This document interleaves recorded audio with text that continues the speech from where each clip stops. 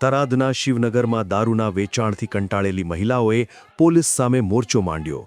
SP કચેરીએ હલ્લાબોલ કરી રહેલી મહિલાઓને રોકવાનો પ્રયાસ કરતા કર્મચારીને કોંગ્રેસના મહિલા પ્રમુખે ખખડાવી નાખ્યા.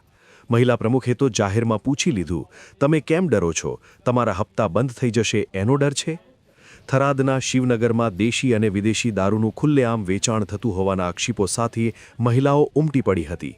મહિલાઓનું કહેવું છે કે અગાઉ જિગ્નેશ મેવાણીના ઘેરાવા બાદ માત્ર 1 મહિનો દારૂ બંધ રહ્યો અને હવે ચૂંટણી ટાણે ફરીથી ભાજપના લોકો જ વોર્ડ નંબર 1 અને 5માં દારૂની રેલમછેલ કરી રહ્યા છે. કચેરીની અંદર થયેલી આ તડાફડીનો વિડીયો અત્યારે સોશિયલ મીડિયા પર વાયરલ થઈ રહ્યો છે. જો કે એસપીએ આ મામલે મહિલાઓની રજૂઆત શાંતિથી સાંભળી હતી. પોલીસ વડાએ ખાતરી આપી છે કે આ વિસ્તારમાં ચાલતા ગેરકાયદે દારૂના અડ્ડાઓ પર કડક કાર્યવાહી કરવામાં આવશે. હાલ આ ઘટનાનો વિડીયો સોશિયલ મીડિયામાં વાયરલ થઈ રહ્યો છે.